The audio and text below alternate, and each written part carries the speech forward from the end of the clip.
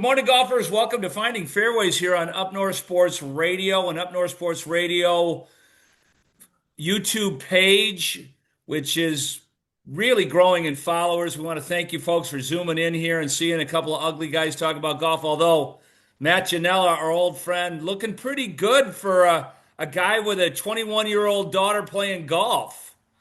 Oh man, the kids are aging me, Jerry. Yeah. That's for sure.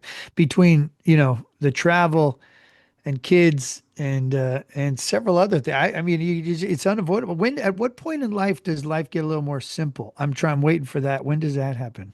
I got grandkids now. That's a little simpler, you know, especially when your kids learn the lessons that they didn't understand at all before they became parents. So you've got a little ways for that. Yeah, my youngest is 8, just turned 8, third grade. And then I got a couple in between. We got 15, 19, and Wow. 21. And 21-year-old daughter, like a little mini mama, she's actually turned that corner. You know, when they kind of leave you for a couple years and they look at you like you have 5 heads and they don't come out of their room and they're just angry and we've gotten through that phase. I think with both the oldest, the middle guy is still back and forth with his biological dad, and the little guy is ours together. But it's a modern family. It comes with all of its other, various twists and turns and curveballs. But it's working. It's great. It's fun. You know what? Family is family.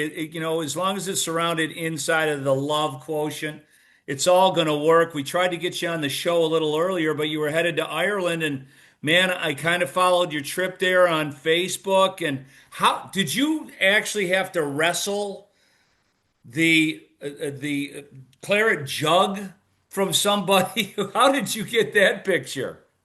So yeah, no, I have been, you know, I'm going to Ireland pretty much now for the last better part of 10, 12, Yeah. 15 years, Okay. once, twice.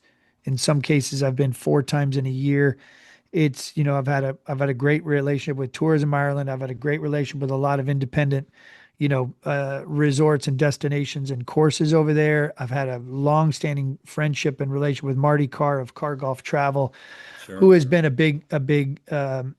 big supporter of a lot of what I've done in terms of storytelling. And a lot of it's tied to the father son that he puts on. Now it's father daughter that he's been putting on for quite some time. So, with Portrush being the host of another Open, and you got a Ryder Cup coming at Dare Manor, and I think there may be more coming Ireland's way. Like this, I caught Tiger Woods. I became the golf photo editor at Sports Illustrated the same week Tiger Woods turned pro, and I feel like I started going to Ireland a lot right when Ireland really caught fire in terms of recognition as, oh my God, the golf is almost equally as good as Scotland, if not better, If not better. and Yeah. the culture, warmth, the crack, the hospitality, the embrace in Ireland, it just runs circles around Scotland. So, it is what it is, and there will be a day that Janela's take a one-way flight to Ireland, and that might, hunker down. It's always been a dream of mine. I've only been once, but coin, I'm 100% Irish on both sides, and you can't sell me hard enough on the Ireland experience. Were you at the Open? I did not go to the Open. I did have an invite, and I debated, but quite frankly, it was actually just too busy, too many things going to. I had just been to Ireland. I was going back for the father-daughter, and wedged in between was the Open, and I just couldn't justify yet another trip, LA all the way to Dublin, and do Yeah, that, it's back and forth. It's a commitment. it's so much easier from the East Coast. I mean, it's Totally. 5.5, 6 hour flight. I mean, it's easier to get to Ireland from Detroit than it is to get to Hawaii, and you have the absolute opposite problem. That's just it. It Yeah. really just comes down to, I got to pick my spots a little more. I know I'm going to play the father daughter every year. That has now become, a fixture on my schedule. getting an opportunity for the last several years of being able to go in May to try to create some content that ultimately is going to go out for Tourism Ireland on various platforms. And I think Golf Digest is going to be part of a distribution partnership there. So that's all great. And I'd love to keep, just keep going. We're sitting on a So ton of tell content. our listeners that you played Portmonic plenty of times. It shows so well on television, but Port Rush. Yeah. Port Rush. Port Rush. or Portrush, excuse me. I Yeah. apologize. Yeah. Yeah. Um, what is that like to golf as a normal human? It's fantastic. It's a really great experience. They, just kind of big clubhouse. You rock up. It's definitely a members golf course. You have that sense. I mean, they've got incredible history and the lockers and the lobbies and and I think when you walk around Port Rush, you definitely when you're in your, Americanized sort of look and kit and hats and you got to remember to, take your hat off inside there. It's much more of a thing, I think, than here. It's, you need to very much, you know, go there and be a guest. I think that's sort of where you are, Sure. even more so than places like Waterville or Tralee or when you're La at Port Hinch, yeah, Rush, I've been on. Yeah, I played down there. Yeah, yeah, you're at a bona fide club that has now hosted two opens in 6 years, which but once you get out on the golf course, it is absolutely very user friendly. I mean, it is I don't it I think Port Rush is a fantastic golf course. Is it in it's in my top 10 Irish golf courses. But I wonder, sitting here right now, is it in my top five? I don't know. I think it's very good, right? It's fantastic. It's a true links golf. You're not running along the edges of the water there. It's much more inland. It's much more right. classic, sitting down in the dunes, kind of a thing. You're not going to see some of the most beautiful pictures, like, that you might see at Ballybunion or Old Head or Waterville or Lahinch or Tralee or, up in the north, the Carnes. And it's not going to be one that's going to blow your brain in terms of the visuals. It's just a very rock solid, makes sense of a links golf course experience. And now that it's got ties to the open, the cachet and the prestige goes up exponentially, Sure. but it's not going to be one that, you're seeing a lot of postcards Yeah, from. they'll never be able to do it at Ballybunion or Royal County Down, and I played Ballybunion. It was the top of my list. Now I want to play Royal County Down. Although they did have an Irish Open at Ballybunion, which was very very cool. And I just saw that the Walker Cup is going to be played at Lahinch. Yeah, which is phenomenal. I mean, but Lahinch is hoping Irish Opens and Royal County Yeah, Down hosts Irish Open. Irish Open can almost be, anywhere. I mean, they can they don't figure need an that out. infrastructure, right? Not much. I mean, it's an event, but those people are used to sort of, a lot of people are coming from Ireland. So it's you don't need nearly as much as you might think. It's a country of 5.5 million in the Republic. I mean, 7 million total. You know what I mean? It's just a different kind of thing. So you mentioned Russell Prana, and that's what I was going to ask. So you spent a lot of time in and out of Ireland, and we mentioned the big boys. Everybody, if they're going on a golf trip, they want to circle Ballybunion, Lahinch, and that. But Russell Prana, I've heard a little bit of. What are some of the other courses that you would tell Americans that they should take a hard look at? So having just done, look, you have Northern Ireland and in around Belfast and the Royal County Downs, and I got to play Ainsley, which is right next door to Royal County Down, which is great. And then you have the Ardglass, and Yeah, I've heard you, Ardglass is wonderful. yeah, and Royal Belfast is more of a parkland court, but you got that kind of. But now that Ross Penna has opened up St. Patrick's and Gil Hance redid Nairn and Port New, and Ooh, you have up there in the north of the Republic. So it's not Northern Ireland, but it's the north and the northwest of the Republic. If you go around up there and with St. Patrick's at Rossapena, you have St. Patrick's Old Tom, and which is one of only 3 golf courses that Old Tom did in Ireland. You have some Old Tom influence at Royal County Down, at Old Tom at Rossapena and Lahinch. That's the Old Tom back 9 at Rossapena is one of the best 9s you'll play in terms of a true classic Old Tom 9-hole experience. Fantastic. What is that? Is the jumping off spot for that? Is that more Galway than Dublin? It's kind of, I'm not sure the exact, it's kind of at, if you take Galway and Dublin and make that sort of the two sort of bottom halves of the triangle, you have Rossapena up at the top It's point. just before you get into Northern Ireland, right? Yeah. It's after you've gone, you kind of go through Northern Ireland to get Rossapena, and then you in theory you could potentially fly in and out of Belfast and be a lot closer to Rossapena. But yeah, it's a trek over there. But once you get over there now, you can hunker down and it's grown.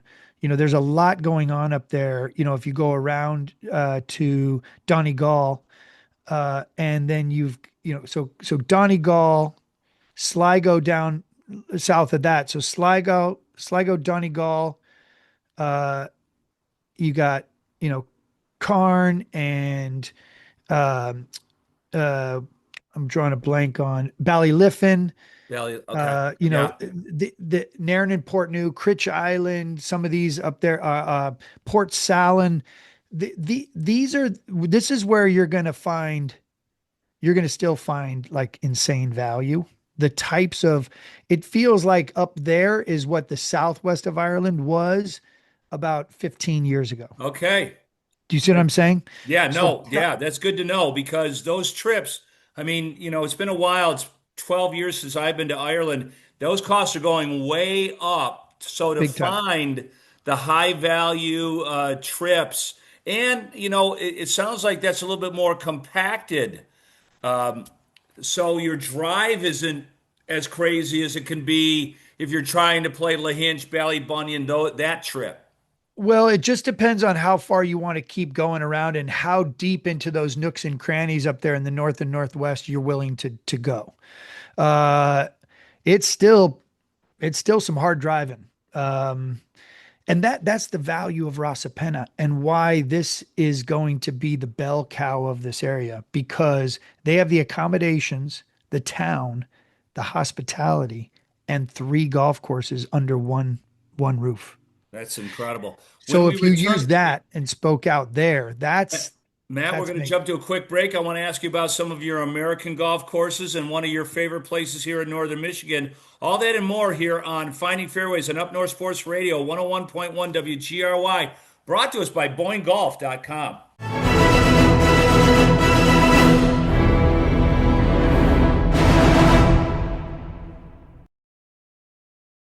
If you haven't been to a PXG store, you are missing out. Every location is equipped with state-of-the-art fitting bays, the full lineup of our game-changing golf clubs, an incredible selection of PXG apparel, golf bags and accessories, and personal service that is absolutely second to none. The best part? It's a ton of fun. Come see us and find out what PXG can do for your game. PXG, you've never played like this before.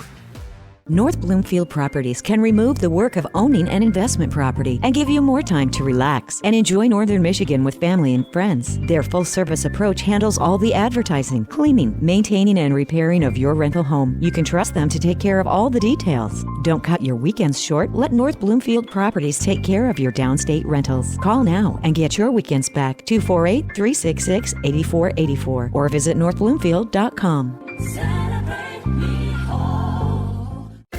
Grandview Golf Club in Kalkaska has set the standard for the best value golf in northern Michigan. Grandview has all the amazing golf vistas you expect from pricey resorts without the pricey. Immaculate greens and fairways are calling. Visit grandviewgolfnorth.com to play your new favorite track. The newly renovated clubhouse with full bar and simulators is just about ready to host your group for an A-plus golf experience.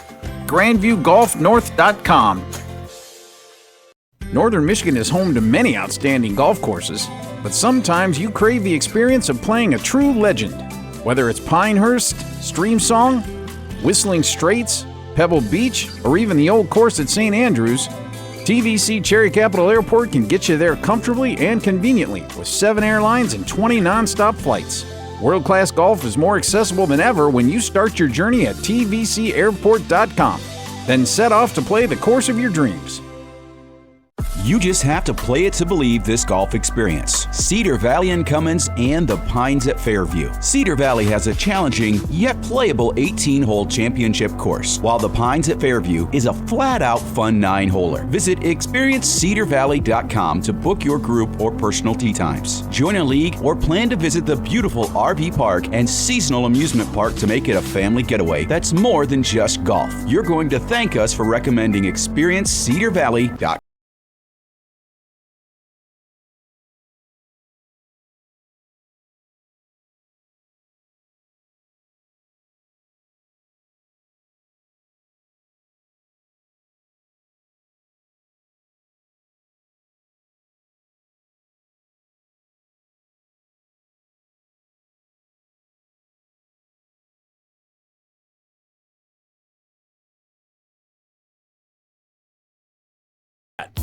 Imagine your ultimate golf experience. There's a good chance it's Michigan's Magnificent 11. 11 spectacular courses from Boyne Golf, varied in both topography and play. Boyne Golf was named the #1 best golf destination in USA Today Reader's Choice 2025. And the Highlands at Harbor Springs is the #2 golf resort in that same USA Today poll. The ultimate golf experience. That's Michigan's Magnificent 11. Time to check in with our good friends at Boyne Golf. And Ken and I were talking, where is Ken today?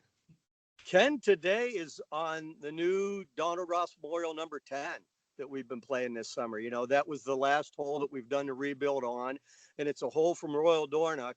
And we've done the flyovers with this compared to Royal Dornoch, other than the ocean at the end, okay, instead of Ross 9. Other than the ocean, you do a flyover at 30 or 40 feet, and, I mean, Ray Hearn once again has just nailed it. Yeah, Ray, we're glad to have him as part of our on-air staff. He's a busy guy, but the work he's been doing with you guys at Boyne has really been outstanding. No, it's been fantastic, you know, and I mean, one of our charges to always try and keep stuff fresh and keep it new and keep it updated. And whether that's, you know, the golf hole behind me or the work we've done on numerous courses or the hotels or updating menus. I mean, we just trying to keep, if you're not going forward, you're going backwards. So we're just always trying to keep going forwards. And then, you know, Mother Nature in Northern Michigan sure help us out. I mean, here I am. It's a 79-degree day in early September. It's just spectacular. It's going to get a little chillier over the weekend. You know, probably, I think it's like high 50s, low 60s, and then it's going to start warming back up. And next week you're back into the mid 60s, low 70s again. So just some great fall golf ahead. Just speaking of the weather, September is probably the hardest to predict of the golf seasons in Northern Michigan, because you can get 80 and you can get 50. Yeah, you can. I would say on most mornings you go out with a polo on under, then you throw a zip T-neck or a lightweight sweater on and carry a vest, and you know, you just kind of gear up for the day as you go. But I mean, I started this morning, it was a little chillier, and you know, this morning we started with a broadcast. Matt Adams from the Golf Channel and his Fairways of Life show is in. So this morning we had a 1-hour piece on the Golf Channel. The guys were talking about the Ryder Cup and the team selection. And then our senior vice president, Josh, was on for a little bit. And then we've got another segment tomorrow on Fairways of Life with, you know, your cast of characters, okay? Joe Charles, Josh, Casey Powers, Bernie, and then I kind of tail in Charlie. So Joe actually found time in his schedule to he's supposed to be part of my staff, Ken. Well, we're recording 5 minutes from where he teaches. So he had 5 minutes to give us 5 minutes from where he is. So yes, but it wasn't, you know, it is the guys in the Boyne Golf Academy, all four of them have just been so busy this summer. And, since we brought it up, the Boyne Golf Academy is the one thing that really stays open all year round, as opposed to the courses getting shut down various times in October. Yeah, it does. Though that we have two on staff all winter long. Joe and Dave McWhorter are Yep. teaching and fitting clubs all winter long, and then we have a couple golf leagues that hit on it as well. So it's just that facility is used year round. Great time whether you're taking a lesson to improve your skills. If you want to improve your handicap or your index, sometimes the easiest way isn't on the course. Sometimes if you work a little bit in the winter, you can make major changes in between seasons.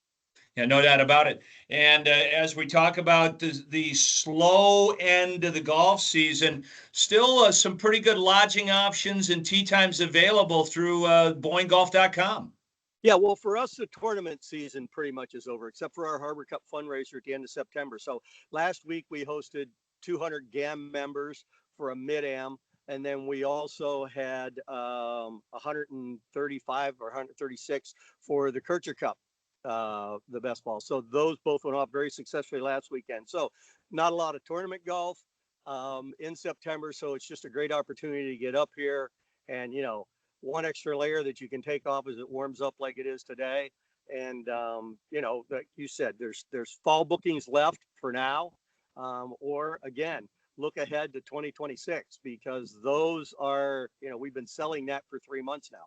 So if, there's still plenty of options. But if those in the know, the earlier you call, the better the selection, the lower the occupancy in the hotel, the better the rates, and you get what you want when you want to get it. Yeah, and the national outlook for golf in 2026 remains really strong. So don't think that you're going to be able to slide in easy next year. If you've got a date, go to BoyneGolf.com and get that booked up now. Yeah, no, I mean, I've had two different individuals come to me, one in golf operations and one that works the front desk at the Highland, go, what are you guys doing down south? Because every week they see more. They had 3 groups of 16 from Texas check in at the front desk at the Highlands like Thursday of last week. And she's like, what is going on? But Texas and Florida and all the hot southern states finally realized that northern Michigan is a great place to golf. It is. Yeah. It's a hotbed. Now, right? It's a hotbed. They've got direct flights to Dallas and Houston coming right into tvc.com. So, yeah, everything meshing together for beautiful golf seasons here in northern Michigan, Ken. Yeah, for sure. So the leaves here in a couple of weeks will start turning. Not a lot yet, but looking forward to that and just a lot of great fall golf. All right, Ken, you and I got to get our calendars together. I want to get back out there on the Ross Memorial. Well, you just got to call. We keep saying this, we just don't do it.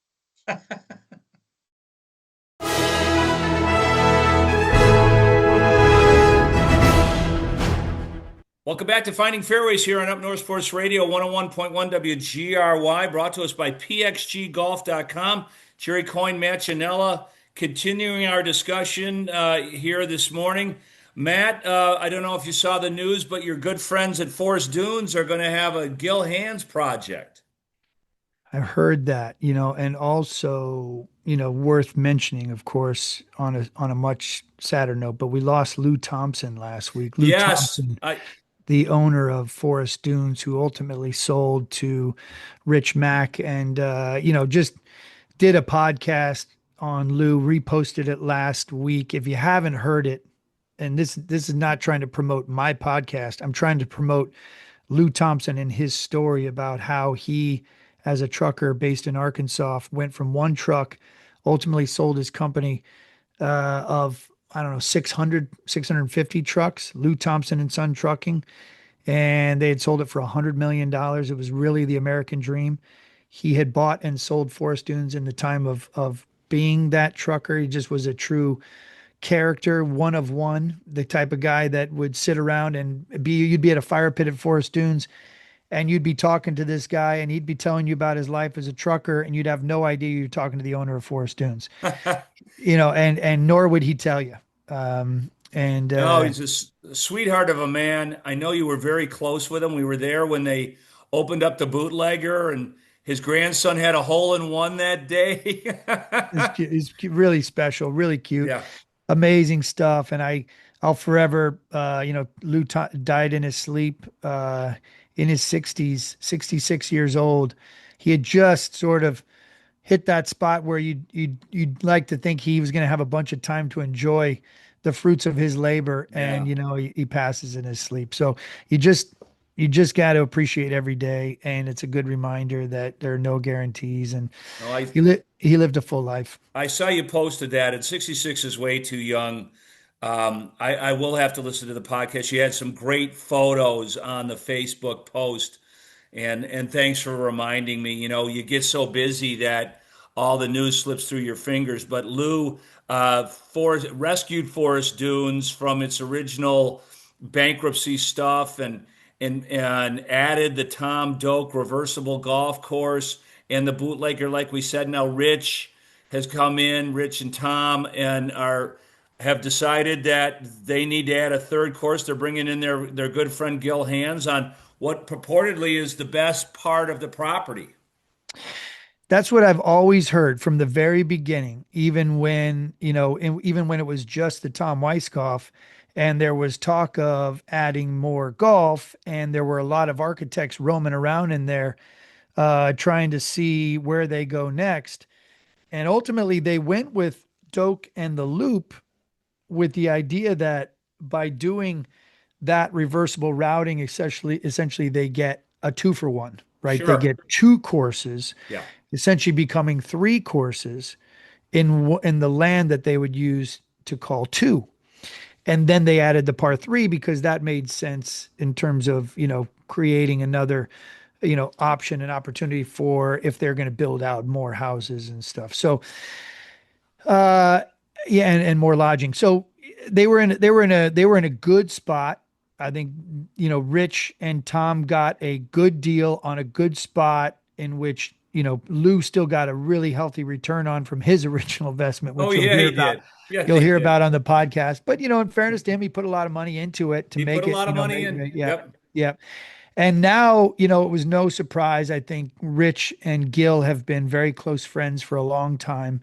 Obviously, Rich brought Gil in when he was still part of Streamsong to build out Streamsong Black, and that's where that relationship, really sort of hit its mark. And I think when they were sitting on this last piece of property to really put in another 18 holes, I know Kid's been there, Doak's been there, DeVries has been, there's been, countless others that have walked around on that Crenshaw property. Core originally, when they built the Weiskopf course, Crenshaw and Core did a mock-up of another course.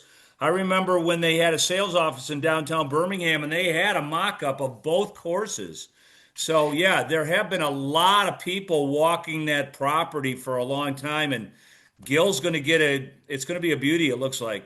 Yeah, and I think that's the anticipation here, and that's what's going to take this whole thing to a whole nother level, especially because I think Rich and Tom are poised to also, uh, you know, provide the infrastructure that's needed to support that kind of facility that has, three big, essentially four big if you count the loop, and as a reversible.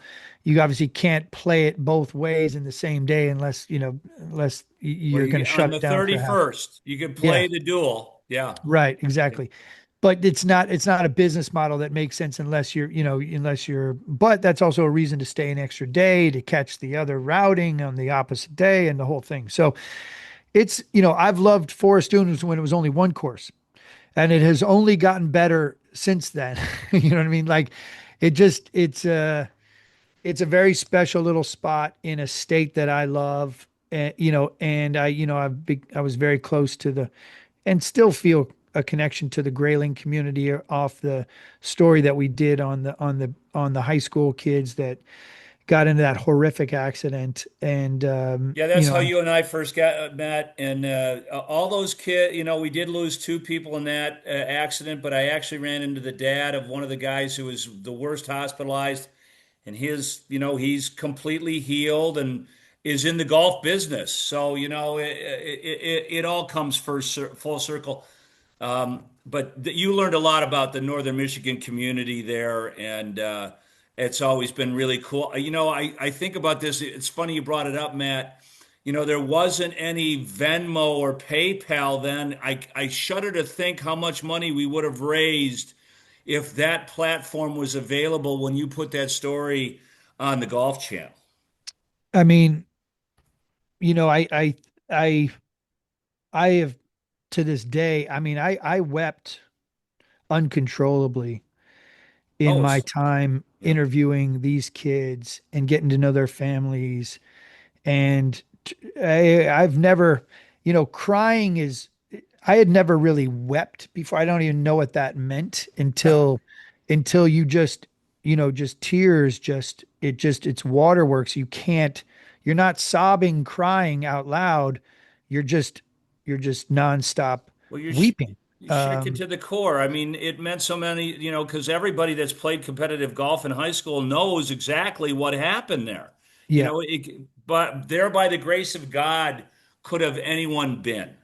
I, And yeah, we, so many kids and teams load up into a team bus, a van, and you're off and running. And to start the season, and you've got these kids and this team, and then bodies, bags. If you yeah, don't know about this story, which I would imagine a lot of your listeners do, but if you don't, look up Grayling High School Golf. And the idea that these kids who were the sophomores and freshmen inserted themselves into the spots of where the varsity team was, who was lost. They were yeah, in the morning and recovering and in the hospitals and learning how to walk again and talking. I mean, it was just and then this ragtag group of buddies opt, and with Chet Wheeler as their coach and his mom as this mother son that stepped into Beth Wheeler and Chet step in to coach these kids. And they had a hard time breaking 100, and now they're showing up and representing Grayling High School, and yeah. even the kids they're playing against are rooting for them, trying to Oh, help them yeah. understand the game and learn the game. And they're getting off these bus sides. It gives me chills talking about this whole thing. It's Yeah, it was like I said, you did great work breaking that story. We got checks nationally from people, donations from golf clubs down south and everything else, and it was a big help. We deferred a ton of medical costs for those guys that they couldn't even be helped in Grayling. They had to go down to Grand Rapids and the like. I know I want to. I want to shift gears here. You see that the Walker Cup is going to be played at Cyprus this weekend. Have you had the fortune to play there? I have I'm lucky enough to say I've played it a couple times. Oh, good for you. And it's just one of those. Oh, it's spectacular. I played it once and a long time ago now when I was play I was selling golf equipment in Northern California and was lucky enough to play there. And it's something you'll never forget. That's over 40 years ago. I just saw the flyover that Golf Pass put out there, and that's never even existed before. This is going to be an incredible experience for so many people that have heard about Cypress Point and never seen it. Yeah, it's just a great, it's one of these incredible private courses in the Monterey Peninsula that gets probably, 10,000 rounds a year, and it's open 365. You're in Northern California, so got plenty of weather to play golf at.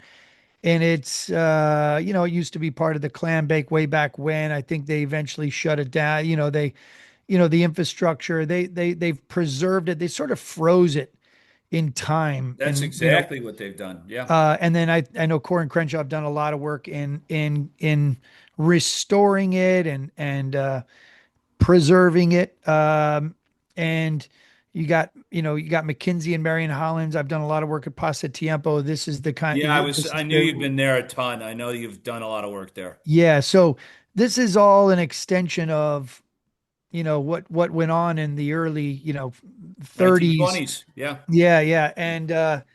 And it's just I mean, you can go, the first hole isn't necessarily the most, the 18th hole gets a lot of question marks of I like, I like don't, the 18th hole. It's a good start and a good finish. The rest of it is, Da Vinci. There's just wait till people see this. Well, I saw the flyover and it brought back so many memories to me, Matt. And people, golf nuts that have, it's a hard get. You know how hard it is to get on to Cypress Point. You got to play with a member. There's only what, 110 members? And most of them don't even live there. So, it's going to be the most watched non-major, I think, in history. I don't know. It's a good question, and I'll be curious to see the ratings on something like that. I do think more people tend to watch a place that is accessible and relatable, I don't like know. a Beth Page, than Cypress. I think there's some any there's some aspect of this world of golf that resents Snobbery, are you, for lack of a private better ties. term? Yeah, But when the Walker Cup went to Seminole, I thought that was fantastic because I've never seen Seminole. yeah, know, and I was enthralled. Now maybe that's just me, and yeah, you and I have the same like minds. yeah. I didn't research the amount of viewership there, but a lot of people were fired up about it, and I got to imagine they'll be even more fired up about Cypress Point. I'm anxious to see the numbers. My guess is that it's really interesting to people who understand the nuanced, special aspect of why Cyprus is what it is and what it means to sort of golf in America. But I think to the general public, I think it's shocking, but I think it's true. It's the Aaron Hills and the Beth Pages and the Torrey Pines and the Chambers Bays and the Pinehursts that actually resonate more where people have played it or can play it, have access to it, where it gets more of the transcendent audience to say, I want to see what they do at a place that I've been. I agree with you. I feel that way about any uh, club that I've played, any course I've played that gets televised, and you're like, oh, well, I made a birdie there. I mean, how tough can it be? I mean, we all know the difference, but Yeah. it's I'm just so fired up to see this golf course that I was lucky enough to play when I was 23 years old, and now I'm 66. So Yeah. Yeah. I mean, just to see, I mean, there's a lot of really good holes there, but that stretch coming in, and then obviously the back-to-back par threes at 15 and 16, yeah. and the walks and the reveals and the clubs they hit and how they play those holes. And certainly 16 is going to be It's captured just everybody's fascinating to attention. me. Like, 16 is looks almost impossible to play. I played off to the left. The wind was coming in. There was no way to go to the green. And then you find out that Bing Crosby had a hole in one there. I mean, Yeah. that just shakes me to my golf core. Yeah. No, well, to be out there shakes anybody to their golf core, to walk, sacred land. I mean, even more so than Augusta because of, the hosting of the Masters. Cyprus is even on another level. So good for the membership. I think this is the right fit in terms of if infrastructure and the demands Yeah. on what needs to happen out there to cover it and have some sort of gallery and audience. Feels very much going back like to the match, in which you're going to see an elite level of amateur golf, which to me, honestly, is so much more interesting now than men's professional golf. I love this slice of the game in Yeah. which they aren't so affected and impacted by the millions and the dollars and the demands and the attitudes and the agents and the all the stuff that comes with this behemoth that is men's professional golf. Blah. I just think there's a purity of this venue, this event, this format, this group of golfers that is, we got it coming to Bandon in 2028. They're going to skip 2027, but it's Bandon Dunes in Yeah. 2028 with LaHinch in between. How good I is saw this? that. It's incredible. Matt, we're going to have to let you go. Thank you for taking time out of your tremendously busy golf schedule and joining us here on Finding Fairways. Always a pleasure, Jerry. I really look forward to every conversation we have, but especially the opportunities we might get to play golf again sometime Yeah, soon. you let me know when you're in Northern Michigan. We're teeing it up, buddy. Okay, thanks, Jerry. Talk All soon. right, we will be back after these words from our fine partners on Up North Sports Radio's Finding Fairways, brought to us by pxggolf.com.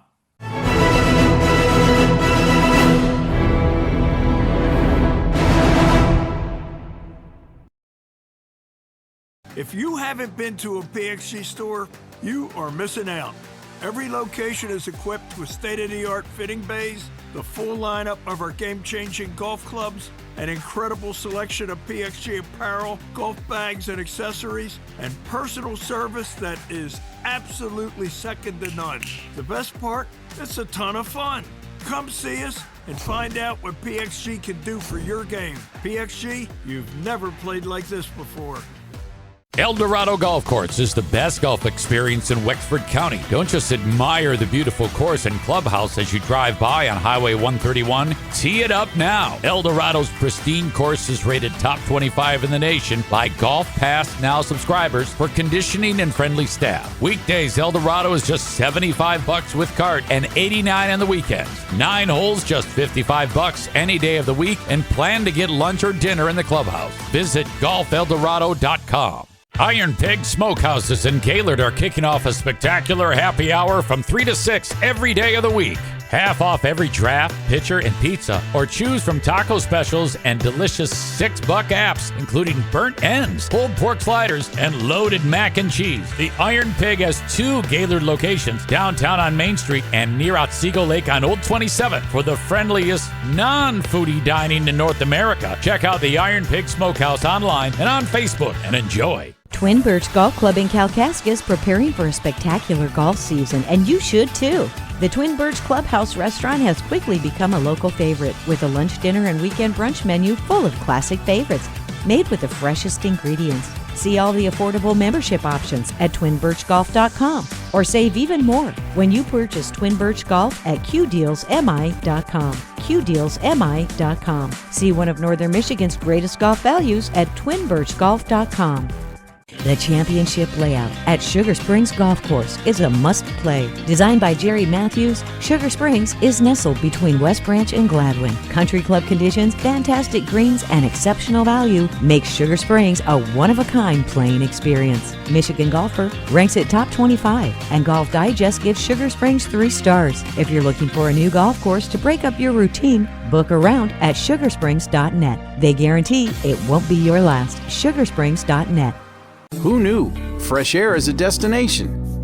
Breathe in the glacial carved canvas of Northern Michigan's finest golf courses and have your breath taken away by scenic vistas from tee to green. The perfect place to perfect your game in more ways than one. The waves, woods, and wonder of Bel Air. Escape every day. Discover the magic of 90 holes at one resort.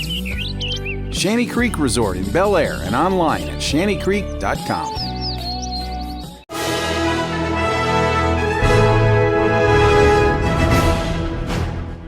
Welcome back to Finding Fairways here on Up North Sports Radio and Up North Sports Radio on YouTube. Jerry Coyne is with Chef Toby Davis here at Twin Birch, one of our great partners here on Finding Fairways for the last couple years. And Toby, you know, Twin Birch is one of those golf courses where the last few holes you're like trying to speed up so you get to the 19th hole. This is one of the best bar restaurants at a golf course in Northern Michigan. You should be awfully proud. I am very proud, very proud. Yeah, congratulations. I know you've been here from the beginning. The renovation, you know, took a lot of time, but man, I think this has really kind of turned into the premier dining experience in Kalkaska on top of being attached to the golf course. Absolutely. We take a lot of pride in what we put out and what we do.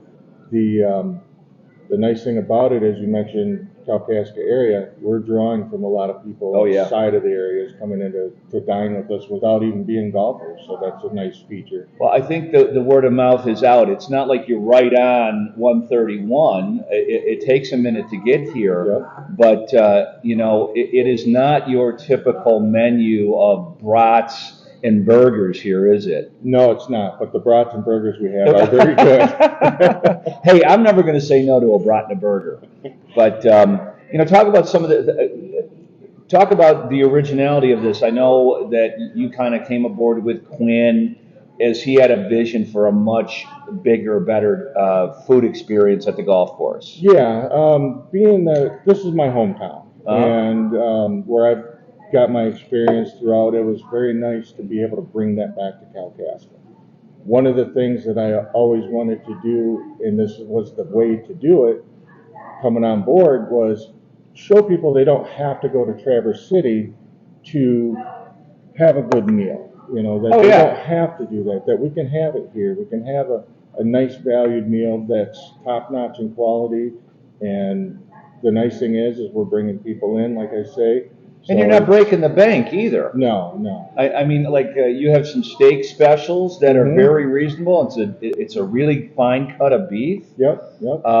And you're doing brunch on Saturday and Sunday. Brunch on Sunday. Just Sunday. Breakfast on Saturday. Yep. Different. The after church kind of experience. Absolutely. Get mom out of the kitchen. Yes, for sure.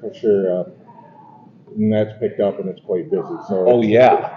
I mean, like on the traditional brunch days, you got to get a reservation weeks in advance for Mother's Day, Father's Day, Easter. Your Easter brunch, like sold out in like a week or something. It was pretty highly anticipated, and once we opened up reservations for that, it was. Yeah, let's talk about that.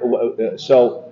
Breakfast is nice to have if you've got a round of golf. Either you play super early and come in for breakfast, or eat something nice. What are some of the favorites on the breakfast menu? Oh, we've got a corned beef hash dish that's very popular. Is that homemade?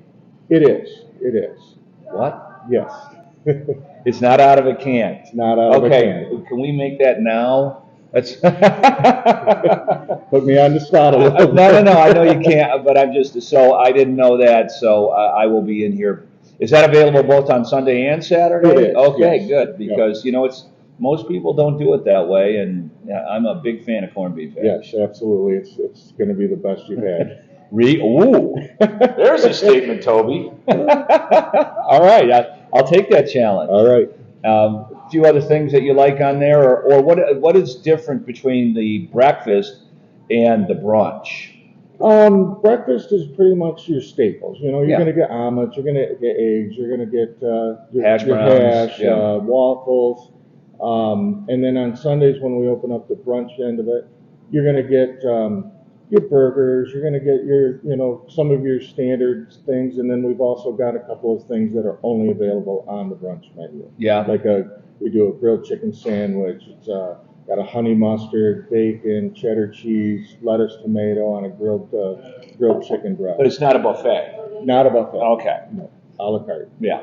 So sometimes brunch means carving stations and the like. But we don't go to that point. And then I know you have throughout the weeks you have a lot of dinner specials. We do. We'll have like today we're running a pulled pork feature. Okay. That's homemade smoked pork. We do it in house. Got our own sauce for it. It's I talked to you about that. That's one of your points of pride. The pulled pork here, isn't it? Yes, sir. Yeah. We don't have it all the time, right? But we do have it. And when you get a couple of good butts, throw them on the smoker, and absolutely. Yeah. Our wings, we smoke our wings in house almost daily. Okay. Yeah, I bet you go through a lot of wings. Yeah, a lot of wings. Especially as we're coming into fall, and you've got your Lions phone cover there. Absolutely. We're going to talk about football in a minute, but some like the steak specials usually Friday or Saturday night. Friday, our big thing is the fish fry. Right? Yeah. So that one's very popular. Cod loins, shrimp, and then on Saturdays we do a prime rib feature. Okay. That's very popular. All that. Well, that'll sell out a lot of times. So. But I know, one of the things when Quinn first redid this, we put all the TVs in. Yep. Everybody loves their college and pro football, Absolutely. and I know there's a lot of people that have no interest in golf that come in here to watch State, U of M, and then Sunday on the Lions. Yep, Sunday most of the TVs are on the Lions, and it's gets pretty raucous around here when they're playing good, which they have been. So. Yeah, we're excited about this season. I know there's 10% off during Lions games on drinks and shareables, which I know if you're in here for more than a half of football, you're hitting the nachos, the wings, and the fantastic array of taps. Yep, absolutely. So, Lions Super Bowl this year? Yes. Probably not as good a record as last year. No, I don't think. I don't see how they get to 15-2 with the schedule that they have. Awesome. That would be awesome. There's no doubt, but they're not going to win every game on the road this year. If they do, we are going to the Super Bowl. There's no doubt. If we can pull that off, we're winning it. Not just going, we're winning. Yeah, the road schedule is daunting to say the least. I think the Lions have the second or third hardest schedule in football this year. So, sure. But I don't anticipate as many injuries as we had last year. Yeah, knock on wood. The restaurant's open 7 days a week. 7 days a week. That's unusual. Yep. Yeah. Yeah, we especially that was a point of emphasis when we redid this, is we wanted to be able to offer that. Are we done with the live music for the year? Is that, or do we have a couple more weeks of that? We've actually got a few more weeks, and then we're working. I think there's a schedule that we're moving inside. It won't be as many days, but I know Saturdays, I think we're bringing some music inside. I mean, that has been a great feature. A lot of people coming out for that. I mean, we could, I won't spin it for you. Great, beautiful, modern outdoor deck here that, I know we're on a gloomy Wednesday, but we're in the beginning of September. We're still going to have a lot of activity out on the deck. Yes. I'm sure the live music is going till at least near the end of September out there. What is that, Thursday, Friday, Saturday? Wednesday, Thursday, Friday, Saturday. Okay, so 4 days a week, live music. So, well, we'll have somebody out here today. Absolutely, absolutely. Yeah, it's Toby. So, what are the hours that people can get a bite to eat here at Twin Birch? Right now, we're open 11 to 9 on Sundays and Mondays, and then throughout the week, the rest of the week, we're 11 to 10. Oh, really? But one of the things we also do with us having closing at 9 on Sundays, we are open late till at least halftime of whatever late game's on. Oh, really? If business dictates, we'll stay open for the full Yeah, game. I mean, the Lions play on Sunday night a couple of times this year. They got a crazy schedule. They're Monday in the nights afternoon. and Thursday nights, so we will be open late enough for people to take in the full game. Yeah, you can check out Twin Birch on Facebook. You guys do a lot, and not only the golf specials, but the dining specials are there, updated just about every day. Yes. Yeah. Toby Davis, thanks for joining us on Northern Focus. Good to talk something about other than golf, although it's been a fantastic, you can see the golf course is in magnificent shape. They've done an incredible job on it. It's the best. I played it a couple weeks ago. It's the best shape that this course has ever been in. For sure. And it's been reflected by the amount of rounds, and the marriage between the kitchen and the golf course has been pretty cool. Yes. All right. We will be back after these words from our fine partners on Up North Sports Radio's Finding Fairways and on our YouTube page. It's brought to us by BoyneGolf.com.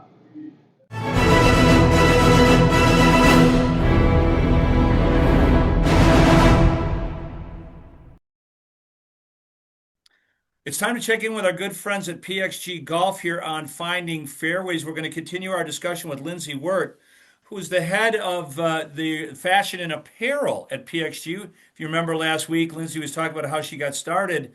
But and I can see that when I went through all the apparel at the Troy store, that you do have more stuff for ladies than men. Mm-hmm. And we have, yeah. Mm-hmm. Yeah, and you were talking about that in last week, and I agree with you. You know, with obviously more and more women getting into the game of golf, especially younger women. It's I mean, across the board, a lot of women are getting in or getting back into the game. But but golf has become golf apparel has become such a accepted fashion statement, period, that to concentrate just on that and have it be as versatile as you were talking about, I think is where you guys at PXG are headed. Yeah, absolutely. We totally believe in that. Versatility is at the helm of how we design for both men and women, really. I mean, it's a little easier with men, right? It's more intrinsic in their lifestyle. My wife would But tell you that. You guys are so lucky you just throw this on. yeah, yeah, exactly. But we think about that too, especially like in our colorways and our prints. By the way, we do all of our prints are custom designed versus that's what kind of sets us apart also from the competition in menswear, because a lot of brands buy prints, but we design all of our prints custom.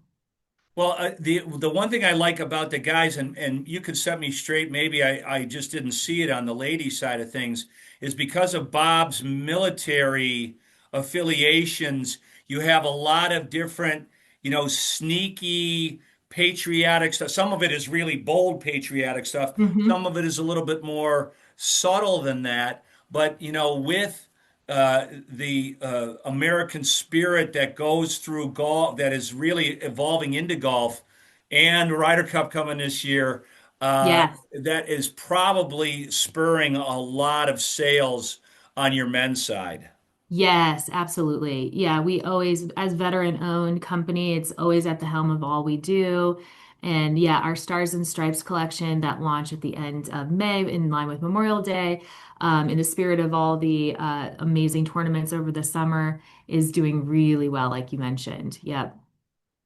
Um, I'm kind of asking because, like I said, I didn't notice it. So there's not as much of that military spirit in the ladies' designs. Right.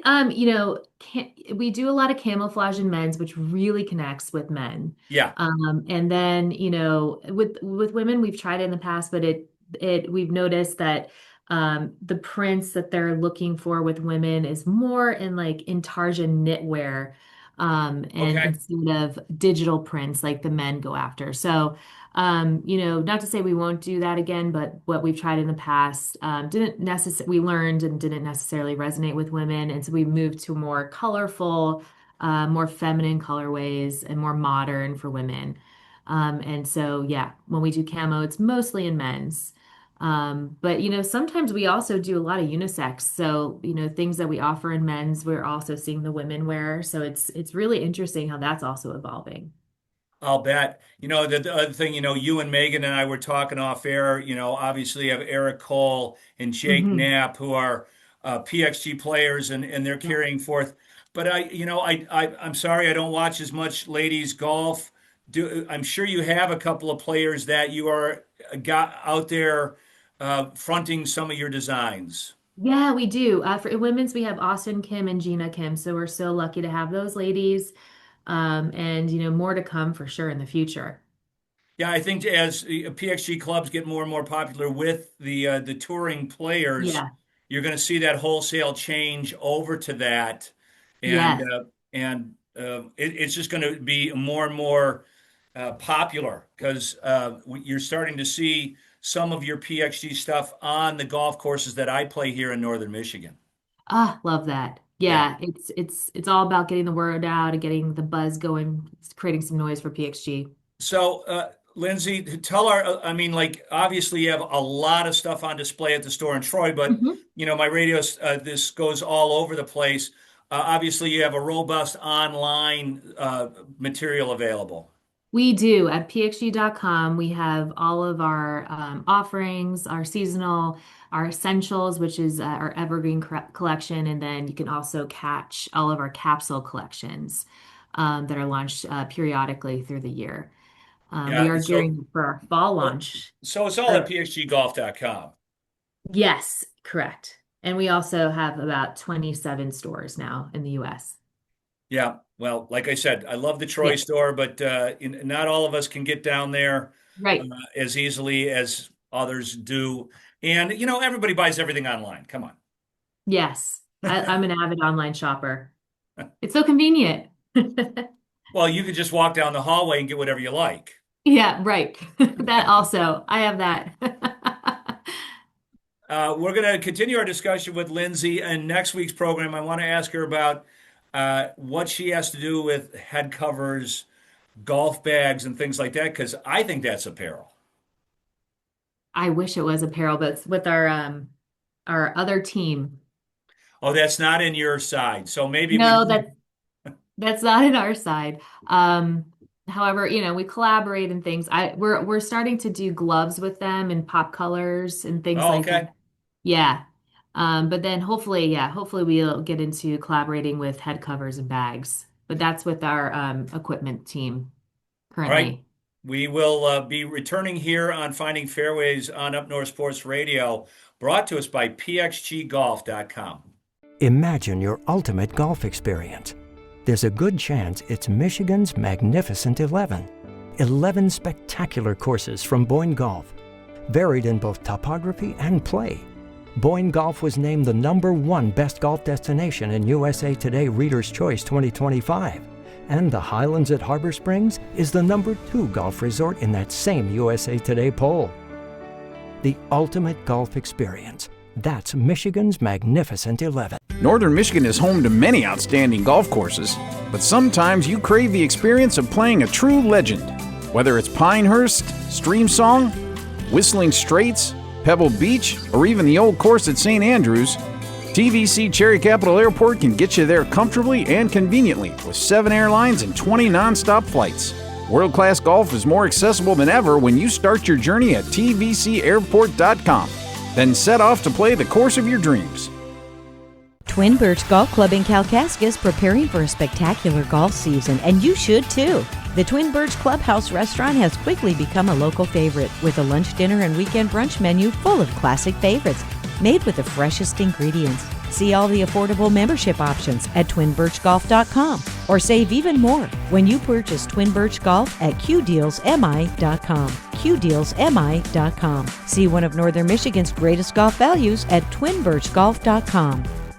You just have to play it to believe this golf experience. Cedar Valley and Cummins and the Pines at Fairview. Cedar Valley has a challenging yet playable 18-hole championship course, while the Pines at Fairview is a flat-out fun 9-holer. Visit experiencecedarvalley.com to book your group or personal tee times. Join a league or plan to visit the beautiful RV park and seasonal amusement park to make it a family getaway that's more than just golf. You're going to thank us for recommending experiencecedarvalley.com. The championship layout at Sugar Springs Golf Course is a must-play. Designed by Jerry Matthews, Sugar Springs is nestled between West Branch and Gladwin. Country club conditions, fantastic greens, and exceptional value make Sugar Springs a one-of-a-kind playing experience. Michigan Golfer ranks it top 25, and Golf Digest gives Sugar Springs 3 stars. If you're looking for a new golf course to break up your routine, book around at sugarsprings.net. They guarantee it won't be your last. sugarsprings.net.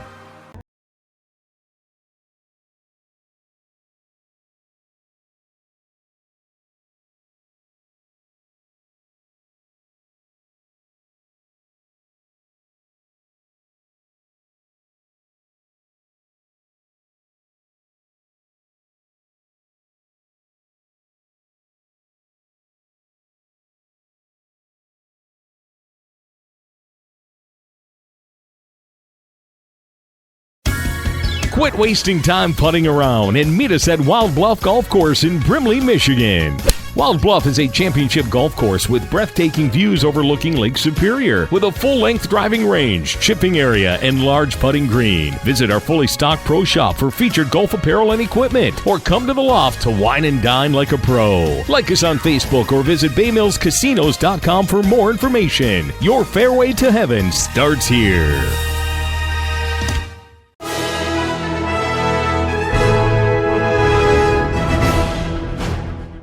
Welcome back to Finding Fairways here on Up North Sports Radio, brought to us by BoyneGolf.com. Jerry Coyne zooming with the extremely busy director of golf instruction at the Boyne Academy, Joe Charles. Joe, thanks for finally scratching out some time. I appreciate it. It's my pleasure. Yeah, we were just talking.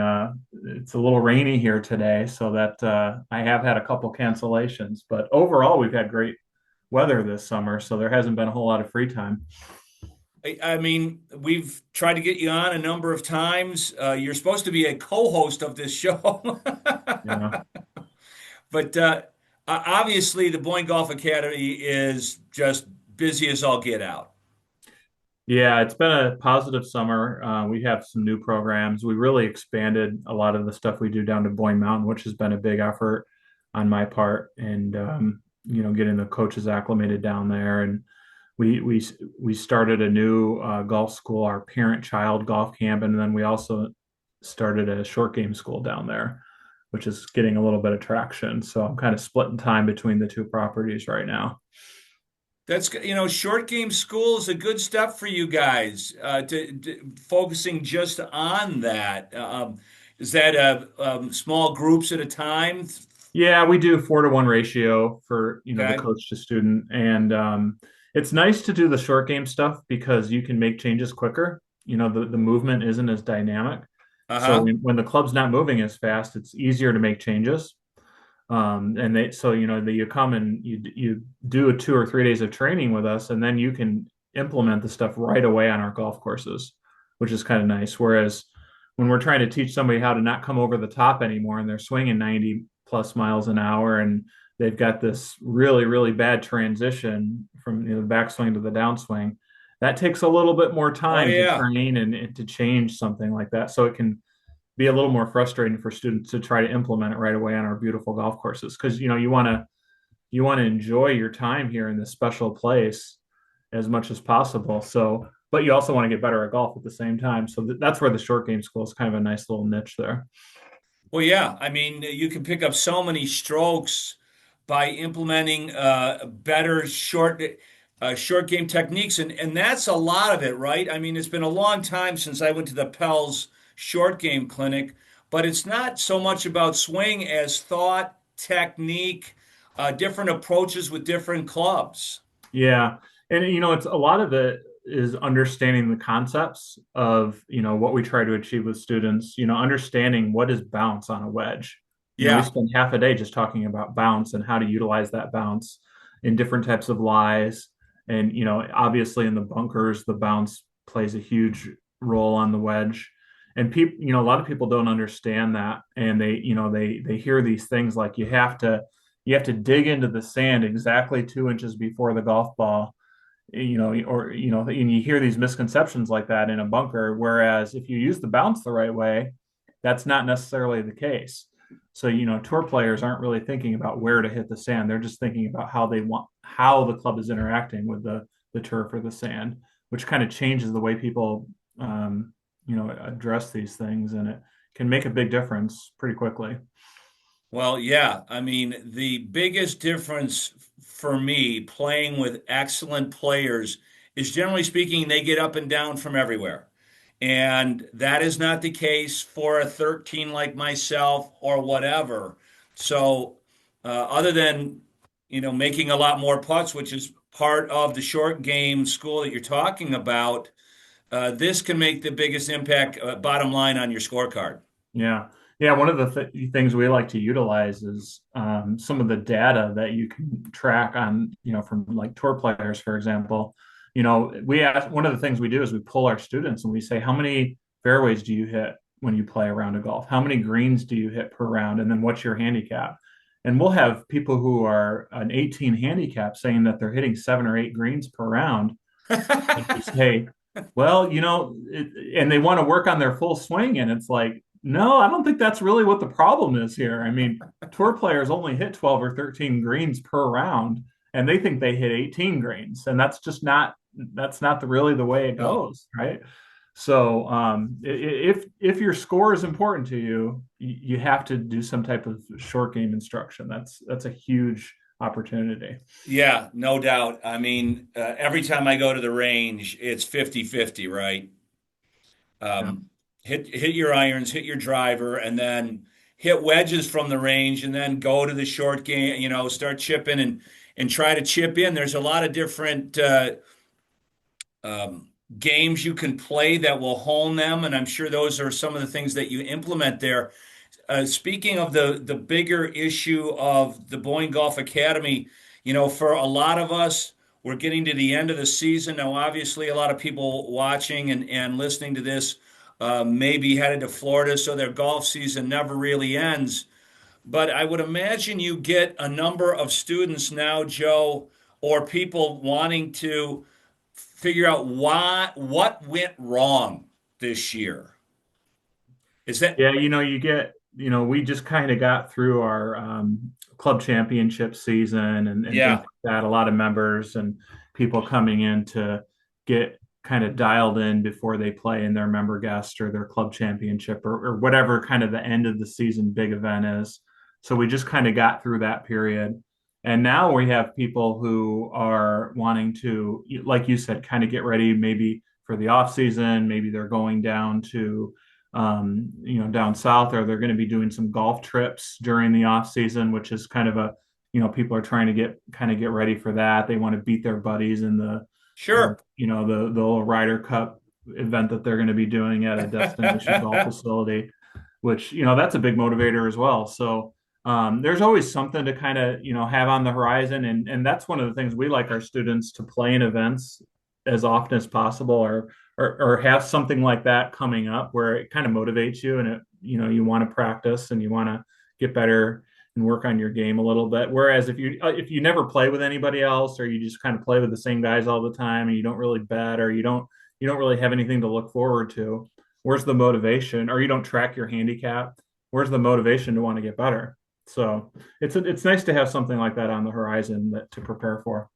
Yeah, it was funny. I haven't played in anything competitive. I was telling you I played with Fred Altvader in his member guest. And uh, there's definitely a difference in your game when you're playing competitive golf, no matter what it is.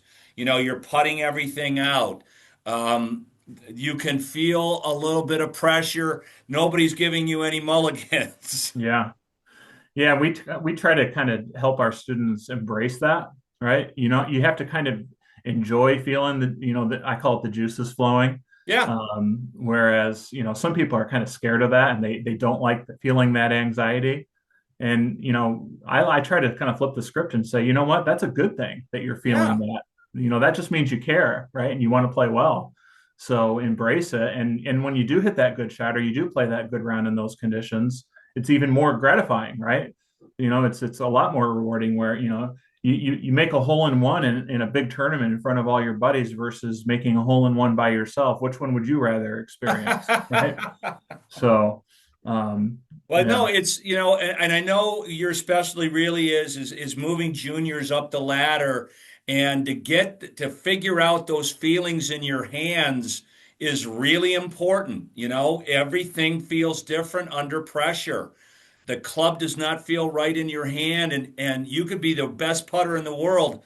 Ask Tommy Fleetwood. It took him a long time. He's known as a great putter, and missed a lot of crucial putts this year until he made them at the end of the Tour Championship. Yeah, yeah. When I was down in Florida, Bob Rotella lived kind of in the same area, and he'd play at the club that I worked at once in a while.